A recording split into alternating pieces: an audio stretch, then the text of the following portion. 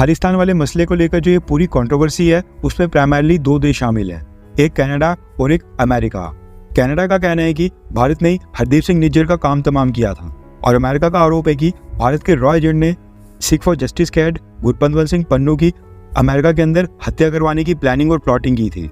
और अब न्यूज़ निकल कर आ रही है कि भारत ने जो स्टेप उठाया है वो अमेरिका और कनाडा इन दोनों देशों के लिए एक बैड न्यूज़ है, क्योंकि इन दोनों देशों के हाथ से कई बिलियन डॉलर्स की एक बहुत ही बड़ी डील निकल गई है। दरअसल अमेरिका की एक बहुत ही बड़ी हथियार निर्माता कंपनी है जिसका नाम है जनरल डायनामिक्स लैंड सिस्टम, जो कि जनरल डायनामिक्स कॉर्पोरेशन की एक विंग है।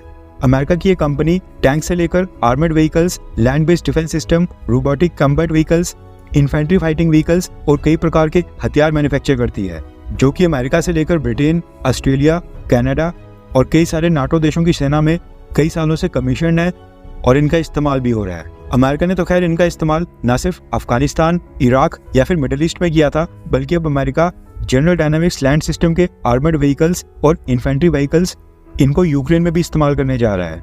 यूक्रेन को फ्री में ये व्हीकल सप्लाई किए जा रहे हैं। कहने का मतलब है कि इस अमेरिकन कंपनी के आर्मर्ड व्हीकल्स और infantry fighting vehicles battle tested हैं और कई सारे युद्ध में इनका इस्तेमाल हुआ है और काफ़ी अच्छी क्वालिटी के माने जाते हैं। अब ये जो जनरल डायनामिक्स लैंड सिस्टम नाम की अमेरिकन कंपनी है, इसके अमेरिका में तो मैन्युफैक्चरिंग प्लांट हैं ही, लेकिन इस कंपनी ने अमेरिका के बाहर 4 देशों में अपनी सब्सिडरी खोल रखी हैं और वहाँ पर भी अलग अलग प्रोडक्ट्स को ये मैन्युफैक्चर करते हैं। और ये 4 देश हैं ऑस्ट्रेलिया, ब्रिटेन, स्पेन और Canada.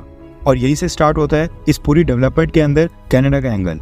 General dynamics land system की जो कनाडा में कंपनी है, वहाँ पर मैन्युफैक्चर होते हैं advanced 8x8 wheeled armoured vehicle, light armoured vehicles, heavy support armoured vehicle system और हैवी ड्यूटी लॉजिस्टिक व्हीकल्स। और ये सारे कंपनी कनाडा और यूएस आर्मी के साथ साथ और भी कई सारे नाटो देशों को बेचती है।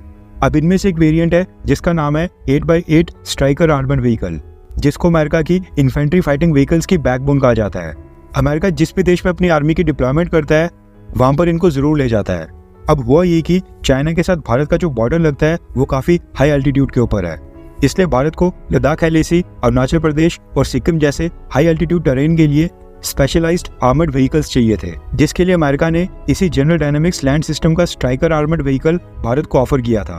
अब पिछले महीने तो भारत ने चाइना के साथ बॉर्डर डिस्प्यूट्स को सॉल्व कर लिया था, लेकिन उससे पहले स्ट्राइकर आर्मर्ड व्हीकल्स को लेकर भारत और अमेरिका के बीच पिछले साल 2023 से ही इस मल्टी बिलियन डॉलर डील के लिए काफी सारी नेगोशिएशंस चल रही थी।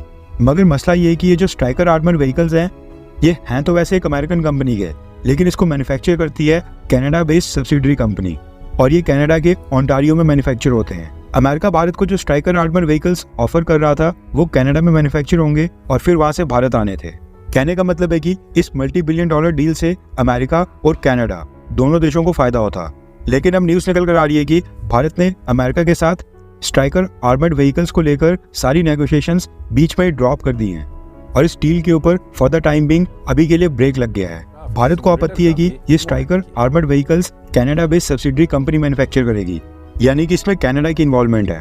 कनाडा के साथ भारत का डिप्लोमेटिक वॉर और भी नेक्स्ट लेवल के ऊपर चले गया है, क्योंकि कनाडा ने हरदीप सिंह निज्जर केस में हमारे गृह मंत्री अमित शाह जी के साथ साथ इंडियन एम्बेसडर और काफी सारे सीनियर डिप्लोमेट्स के ऊपर भी आरोप लगाए हैं। भारत ने कनाडा के हाई कमिश्नर और कनेडियन डिप्लोमेट्स को तो निकाल दिया था और अब न्यूज़ निकल कर आ रही है कि कनाडा के साथ कॉन्फ्लिक्ट्स के चलते भारत इस स्ट्राइकर आर्मर्ड व्हीकल की डील से भी पीछे हट रहा है। खबर आ रही है कि Canada based subsidiary company Bharat को जॉइंट प्रोडक्शन का भी ऑफर दे रही है, लेकिन भारत सरकार तब भी इस डील से पीछे हट रही है।